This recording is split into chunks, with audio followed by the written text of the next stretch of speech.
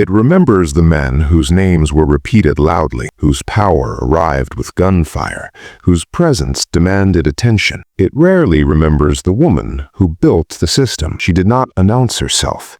She did not rule through spectacle.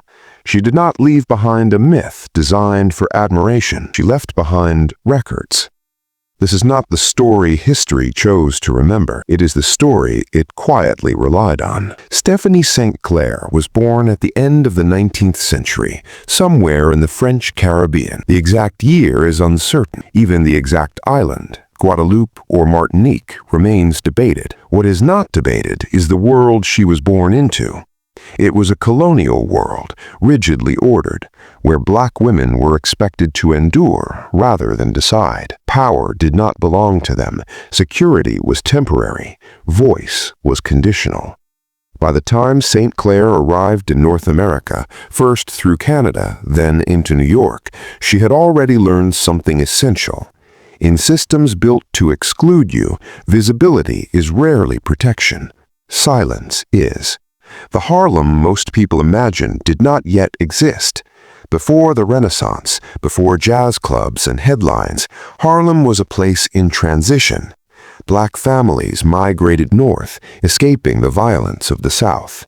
Immigrants competed for space. Landlords raised rents aggressively. Formal institutions did not follow. Banks did not lend to black residents. Insurance was limited or denied. Credit was scarce.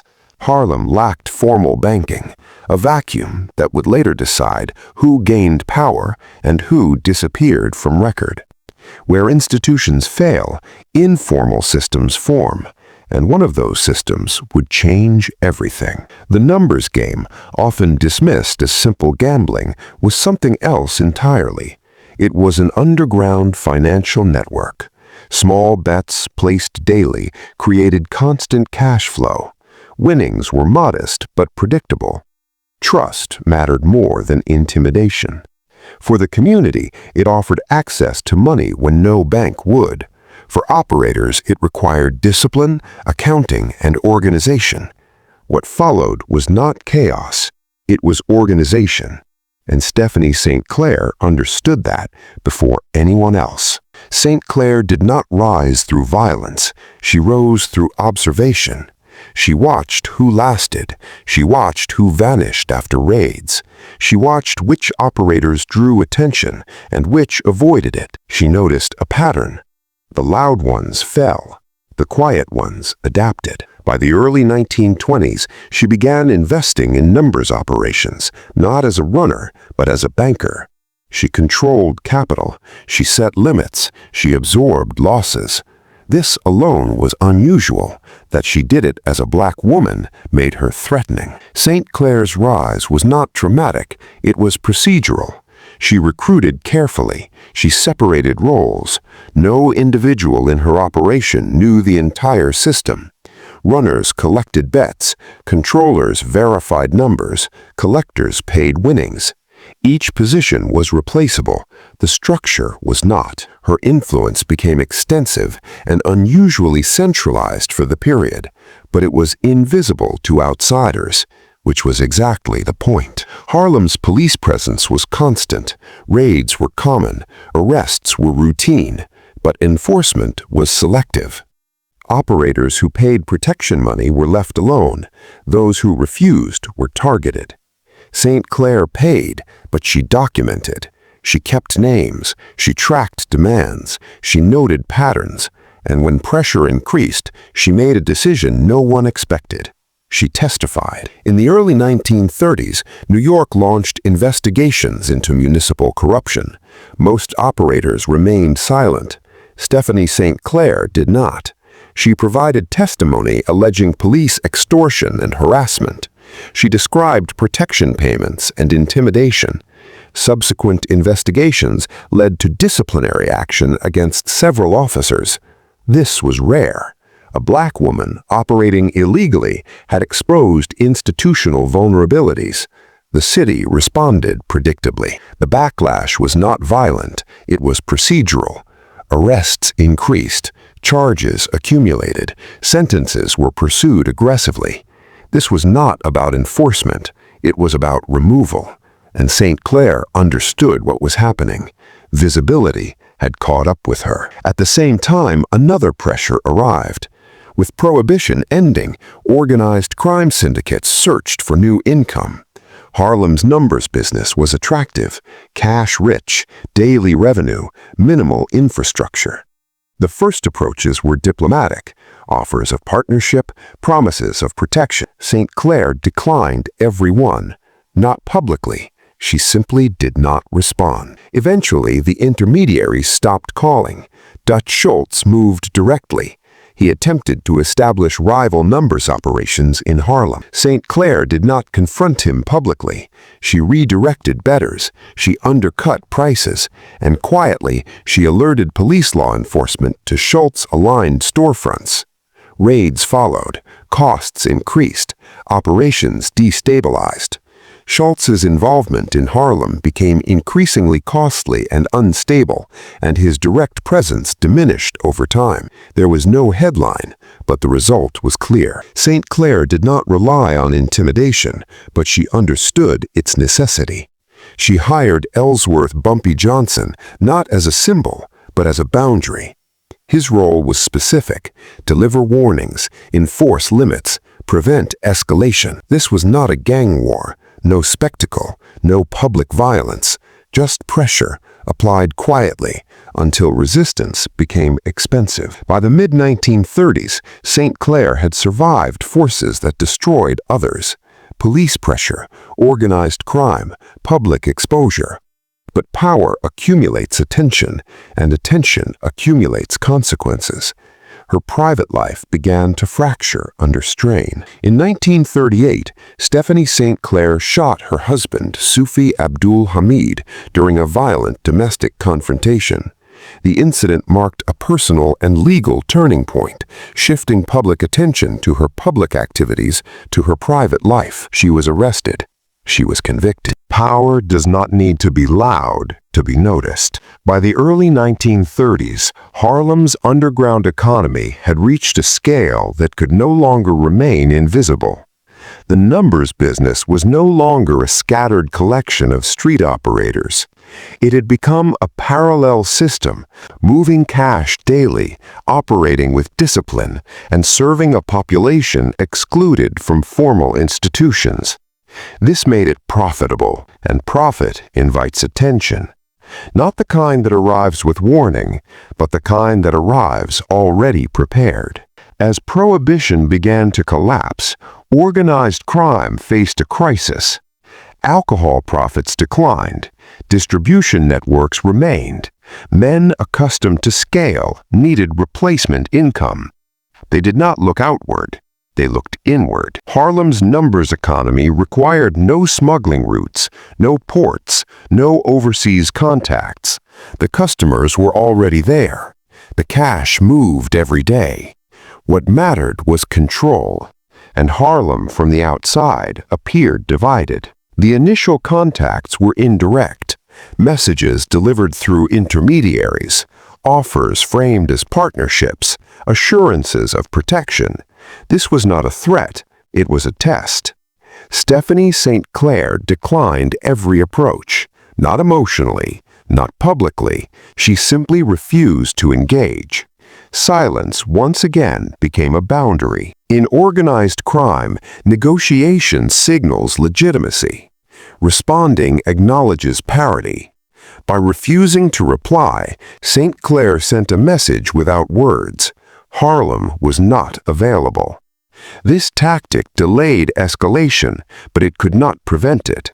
Eventually, patience ran out. Dutch Schultz did not believe in prolonged standoffs. He believed in pressure. Schultz attempted to establish numbers operations inside Harlem, storefronts backed by intimidation, protected by reputation, designed to overwhelm smaller operators. This was not subtle. It was meant to force compliance. Stephanie St. Clair did not confront him publicly. She adapted. Her response avoided violence. She redirected bettors away from Schultz-linked operations. She undercut prices. She destabilized cash flow. and quietly, she alerted law enforcement to Schultz-aligned storefronts. Raids followed. Employees were arrested. Cash was seized. The storefronts became liabilities. Schultz interpreted this as provocation, but the provocation was calculated. This was not a war of gunfire, it was a war of attrition. Every day Schultz remained in Harlem, his costs increased, his exposure grew, his margins shrank. The conflict produced no cinematic headlines, but it was effective. Schultz's involvement in Harlem became increasingly costly and unstable, and his direct presence diminished over time. There was no formal victory, there was withdrawal. This moment revealed something critical. Harlem was not unguarded, it was organized, and the organization did not require domination to function, it required discipline. Discipline, however, still requires boundaries. Stephanie St. Clair understood that silence works only when backed by consequence. This is where Ellsworth Bumpy Johnson became essential. He was not introduced as a leader, he was introduced as a stabilizer. Bumpy Johnson's role was narrow and deliberate. He delivered warnings, he enforced limits, he prevented escalation. This was not open warfare, no public shootouts, no widespread violence, no announcement, just pressure, applied quietly until resistance became expensive. This preserved the system St. Clair built, but it also changed it. Stephanie St. Clair's success created a new problem: visibility. Her resistance to outside control attracted attention from every direction: organized crime, law enforcement, and political institutions. Pressure increased, not suddenly, relentlessly. Police scrutiny intensified, raids multiplied, arrests increased. This was not targeted at dismantling the numbers economy. It was designed to exhaust its leadership. Stephanie St. Clair recognized the pattern, and she chose confrontation. When municipal investigations into police misconduct began, Stephanie St. Clair did something unprecedented. She testified. She provided testimony alleging police extortion and harassment. She described protection payments and selective enforcement. Her statements were specific. They did not rely on rumor. Subsequent investigations resulted in disciplinary action against several officers. This embarrassed the city, and it isolated her. Within the underworld, testimony is betrayal. Within institutions, it is tolerated only when convenient. Stephanie St. Clair now occupied an impossible position. She was distrusted by criminals. She was resented by police. She was inconvenient to politicians. This is where systems become unforgiving. The response was not violent. It was administrative. Cases were reopened. Charges accumulated. Sentences were pursued aggressively. Arrests no longer disrupted operations. They targeted leadership. This was not enforcement. It was containment. Even disciplined structures have limits. Runners grew cautious. Associates defected. Information leaked. The compartmentalization that once protected the organization now slowed it. Decisions took longer. Trust eroded. And while Stephanie St. Clair managed external threats effectively, internal strain grew. Power does not insulate personal life. By the late 1930s, Stephanie St. Clair's marriage to Sufi Abdul Hamid became volatile and public. The confrontation that followed was not strategic, it was personal. In 1938, Stephanie St. Clair shot her husband during a violent domestic dispute. The incident marked a personal and legal turning point, shifting public attention from her operations to her private life. Stephanie was arrested. She was convicted. She was imprisoned. The system she built did not collapse immediately, but it lost its architect. Numbers operations continued, but leadership shifted. Without St. Clair's centralized control, authority fragmented. The environment increasingly favored visible enforcement over quiet administration. Figures like Bumpy Johnson rose, not because they replaced her strategy, but because the conditions now rewarded different traits. Prison does not recognize legacy. It does not respond to reputation. It does not negotiate with influence. When Stephanie St. Clair entered custody in the late 1930s, the system she had spent decades building stopped responding to her entirely. No intermediaries, no buffers, no quiet adjustments behind the scenes. Only routine, schedules, counts, time. For someone whose authority was built on anticipation and control, this was displacement in its purest form. Violence is immediate. Time is slow. Inside prison, days do not end with decisions. They end with repetition. For St. Clair, this was not simply punishment. It was erosion. Every day without access weakened memory. Every week without involvement loosened loyalty. Power, once disconnected from its environment, begins to dissolve. And Harlem did not wait. Outside prison walls, the numbers economy continued. It always does. But without St. Clair's centralized discipline, the structure adapted. Control fractured. Leadership dispersed. The system became louder, more visible, more aggressive. Ellsworth Bumpy Johnson emerged as a dominant figure, not because he replicated St. Clair's method, but because the environment had changed. The city now rewarded enforcement over restraint. This was not a replacement, it was a transition. When Stephanie St. Clair was released, Harlem was no longer arranged for her return. There were no networks waiting, no hierarchy to reclaim, no vacuum to fill. The silence she once used as strategy now surrounded her completely. She did not announce herself. She did not attempt to retake control. She observed, and she understood. After prison, St. Clair lived quietly. She pursued small business ventures. She engaged in occasional legal disputes unrelated to the numbers. She participated intermittently in community affairs. But the era that required her particular skills was over. Harlem had shifted. The numbers economy survived, but it was no longer structured around discretion. It was structured around force. History often celebrates outcomes. It rarely celebrates infrastructure. Stephanie St. Clair was not remembered because her contribution was difficult to simplify. She did not fit the familiar narrative. She was not a flamboyant criminal. She was not a violent spectacle. She was not easily romanticized. She built systems, and systems are invisible until they fail. Erasure rarely arrives as denial. It arrives as omission. As years passed, accounts of Harlem's underworld simplified. Male succession lines were emphasized. Moments of violence replaced years of administration. St. Clair's role became secondary, then optional, then absent.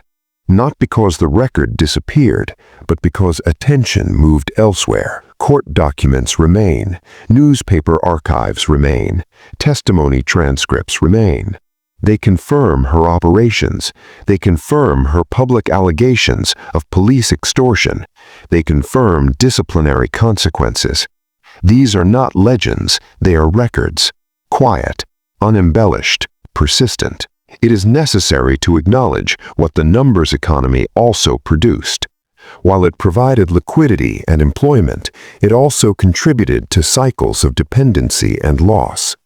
These harms were gradual, often invisible, disproportionately borne by the same communities the system served.